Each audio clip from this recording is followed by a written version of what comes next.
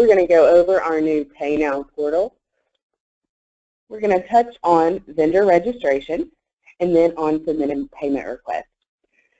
So if you are on our portal, you're going to go over to the corner of the screen and hit vendor registration. All right, so we're going to fill out with our company name and address. We're creating a state company so you can kind of see what fields need to be addressed there. And then when you see workers' comp and general liability, I just want to touch on a few things with you.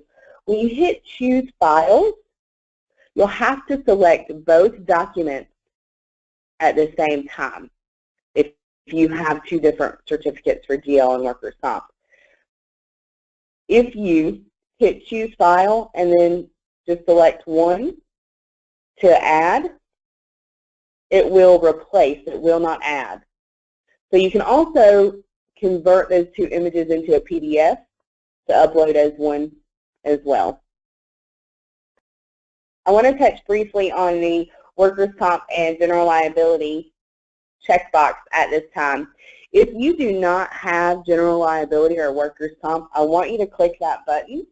That does not mean that you will not be approved as a vendor for the MasterCraft Group.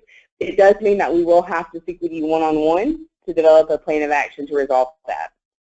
All right, so under our user information, we're going to put whomever we're going to work closely with in regards to your billing and payment, whoever is going to be using this site the most.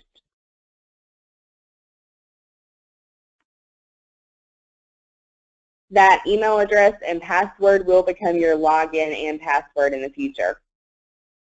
So once you hit continue, it's going to take you to our W-9, vendor agreement, and direct deposit form. And once you complete that, it'll give you the option to sign, and you'll click that button. I will go ahead and tell you there are 19 red asterisks throughout this document, and those are required to have something in those fields for your application to be submitted successfully. So once you sign that, you'll then receive another email asking you to confirm your email address. Then you'll receive one email that tells you that your application has been successfully submitted, and it will include your vendor pack, W-9, and direct deposit form for your file as well. We're going to discuss submitting payment requests.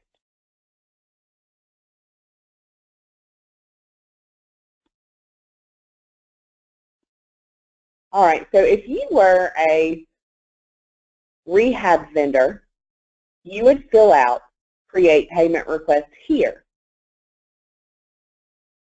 If you are a repair and maintenance vendor, you would fill out create repair and maintenance request. Now for repair and maintenance request, you're going to enter in the request date, the PO number, which we always refer to as the work order number for repair and maintenance, and the project manager you will always select is repair and maintenance. Below you'll see a description of the work performed. In that box you can copy and paste any approved scopes that you have. You can include times of service if this is an emergency or after hours call. We just ask that you be descriptive as possible about the work that was being performed here. I know that as we're not requiring invoices any longer, you will still have an invoice on your end for your bookkeeping. You can copy and paste that description from that invoice if you'd like. Then we're going to fill out the address portion.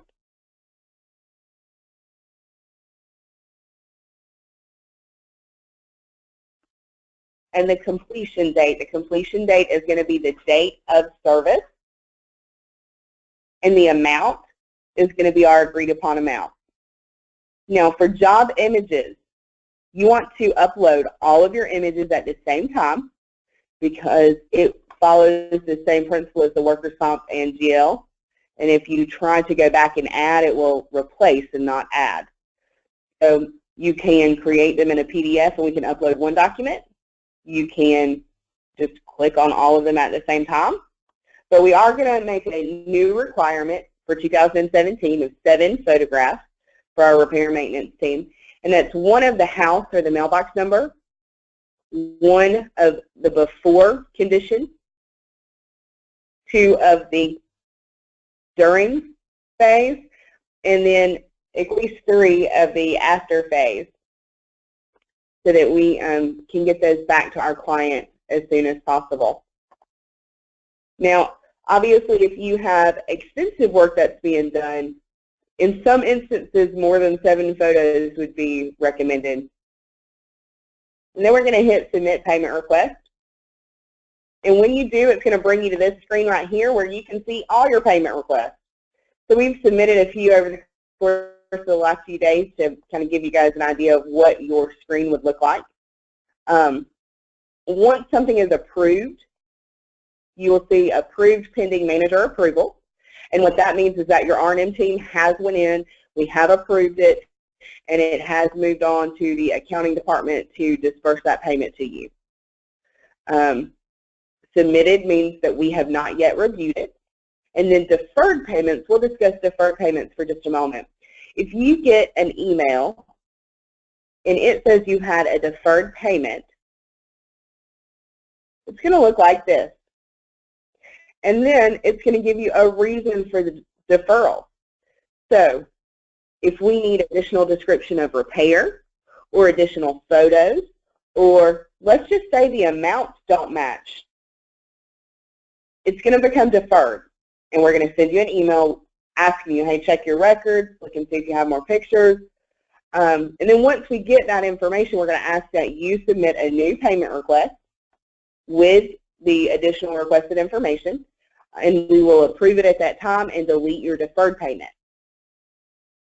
So if you look at your dashboard, you can see that everything that has been submitted but not yet approved is here in big black font. Everything that's been approved is here in yellow. Once accounting is ready to cut that payment to you, it will then turn green. Also listed are the deferred payments so that you can stay on top of those as well. All right, so I think that pretty much wraps up the payment request portion. So if you guys have any questions or concerns about the new portal and how it operates and what benefits it can serve to you as well as us, please feel free to reach out to me via email at tori@themastercraftgroup.com. Thanks so much and have a great day.